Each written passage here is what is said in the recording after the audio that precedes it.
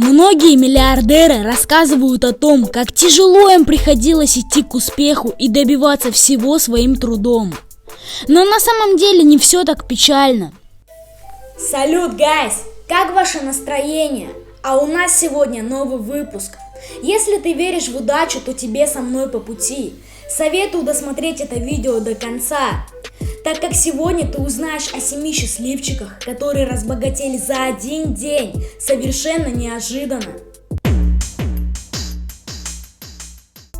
Итак, топ-7 по версии Волошин Брос открывает житель Индианы. В 1999 году он купил старую мебель с картиной в придачу, всего за $30. Однажды, играя в настольную игру, этот чел увидел знакомое изображение. Так вот, не поверишь, звезды сошлись над этим счастливчиком. Оказалось, что картина, прикрывавшая отверстие на его стене много лет, была подлинником картины «Магнолии на золотом бархате» художника Мартина Джонсона Хеда. На секундочку, музей Кеннеди выкупил у него эту картину за $1 250 000. Нехило?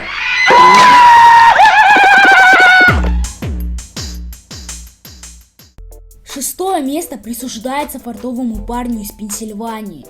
Он купил на гаражной ярмарке картину за $4. Как-то раз парняга решил заменить рамку на этой картине и обнаружил, что с обратной стороны прикреплен документ. Оказалось, это была одна из 25 официальных копий Декларации независимости США 1776 года, которую он благополучно продал за $2,4 миллиона.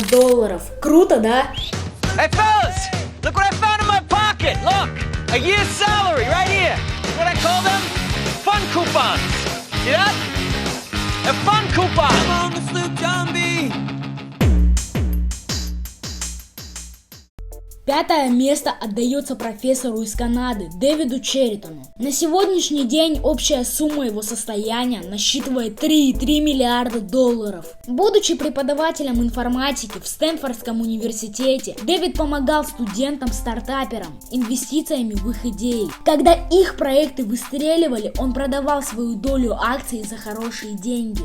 Самой удачной же его инвестицией оказался вклад в размере $100 000 в идею Ларри Пейджа и Сергея Брина, когда те решили основать Google. Вот это называется подфартило. На четвертом месте везунчик из Англии, который нашел клад на своем участке. Питер Уотлинг потерял у себя в огороде молоток. Попросил он металлоискателя друга, и о боги!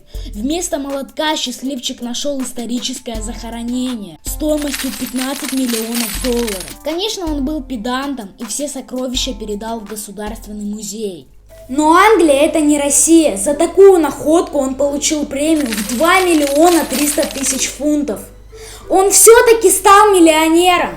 Знаешь такое выражение? Главное оказаться в нужное время в нужном месте. Это правда. Так подфартило Филу Озерски с бейсбольным мячом. И он награждается бронзой в нашей номинации. Из 40 000 человек на трибунах во время матча мяч прилетел в руки именно к Филу. Бросок принадлежал одному из самых крутых бейсболистов, Марку Макгвайру, и это был не просто бросок, а его 70-й хоум-ран. В общем, Фил отказался возвращать мяч и продал его с аукциона за $3 миллиона. Вот это чуваку зафартило.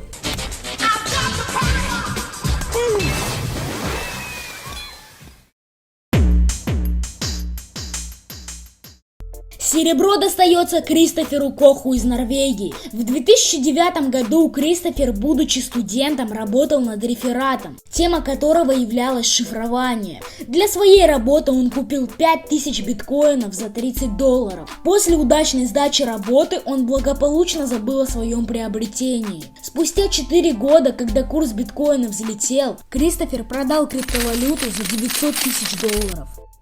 А знаете, ребят, какая тема мне больше всего нравится? Это лотереи. Так как известно очень много случаев, когда люди выигрывали очень большие суммы. Но есть счастливчики, которые выигрывали дважды. И первое место отдается человеку X из Сиднея. Этому челу подфартило дважды за одну неделю. Самое интересное, что купив билеты в обычном киоске, он засомневался и хотел их обменять. Но продавец его отговорил и сказал лучше оставить все как есть. Как думаешь, сколько же он выиграл? В первый раз 1 миллион.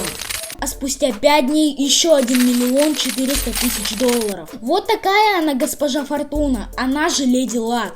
Если бы ты выиграл 2 миллиона долларов, что бы ты с ними сделал? Напиши в комментариях, мне очень интересно. Ну а я желаю тебе удачи, верь в чудеса, и Фортуна тебе обязательно улыбнется. Всем пока, всех обнял.